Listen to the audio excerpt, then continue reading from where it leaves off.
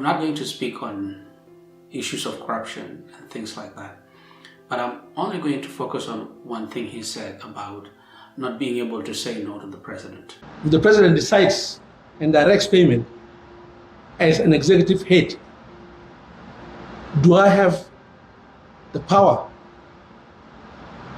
If the minister is called and said, pay this, do I have the power to change?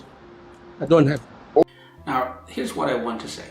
Everything that should be done, everything that is done by the president, or whether they're directives from the president or from the ministers, they should be based on protocols. So I understand South Sudan is in a complicated state because everything is at the mercy of the president. So if officials defy the president, then they can potentially be decreed out. When Lomuro says that if the president directs some funds to any department, then he cannot do anything, he has no power. Of course he has power. And the power he has is the law and protocols. If the Ministry of Finance allocates some funds to a certain ministry or certain department, the president cannot just go and say, hey, you know what, redirect this money. He cannot do that. So it's possible for the ministers to tell the president, no, Mr. President, this is against protocol, this is against the law. That is the authority of the ministers. They can also, as ministers, they can tell the president, look, this is my ministry, and what happens within this ministry is within the authority of the minister. And as long as what the president says is not in line with the protocol, if it breaks protocol, then the ministers can say, no, Mr. President, that is not right. That is how you run government. But if you are afraid to tell the president no, then you are sending a wrong message. That only happens in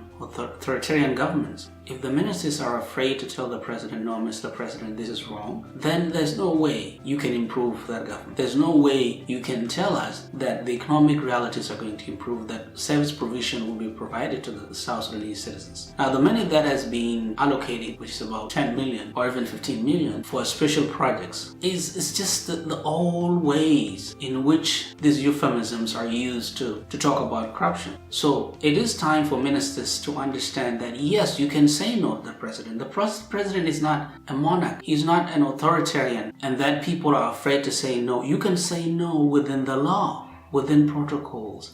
That's what the ministers need to start doing. No one else is going to do it for South Sudanese. No one else. We complain a lot about interference from foreign powers. We complain about sanctions. But these simple things are things the ministers can tell the president. The president can supervise the ministries, but he doesn't have to run them. Within the cabinet, I'm not sure what you guys talk about, but it's time for you to tell the president, Mr. President, no, this is against protocol. It's the best way to respect the president.